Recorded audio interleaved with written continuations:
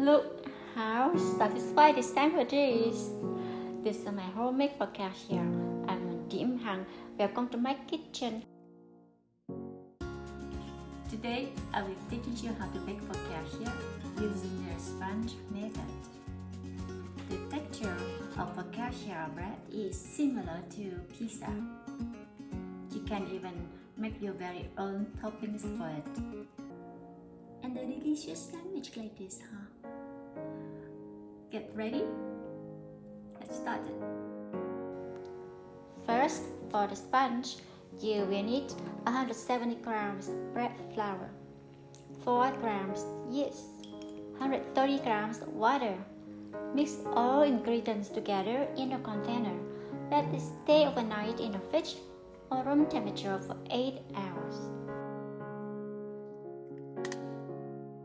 For the dough, 480 grams bread flour, 12 grams of salt, 20 grams olive oil, 4 grams of yeast, 340 grams water, and the sponge.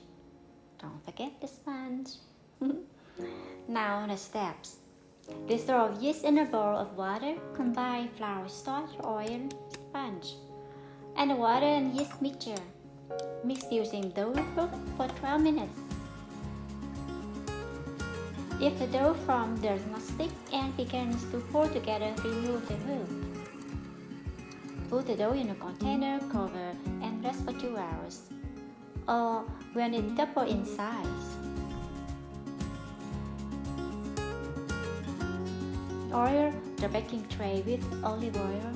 Roll and spread dough into rectangle to fit pan, and then place the dough inside the pan. Proof until double in thickness, about an hour. Use dough scraper to pre-cut the dough. I do this so it's easier to break the bread out in a rectangle after baking without using the knife. With fingertips, poke hole. This is fun, right? So for the topping today, I will make 2 kinds of toppings. One using rosemary and coarse salt. It smells so good. Love it. And other using my homemade pesto sauce and Parmesan cheese. Top half of the dough with rosemary and coarse salt. On the other half, spread the pesto sauce, my homemade basil and garlic sauce, and sprinkle Parmesan cheese all over it. Maybe on the other side too. Bake at 400 to 425 degrees in Fahrenheit for 30 minutes.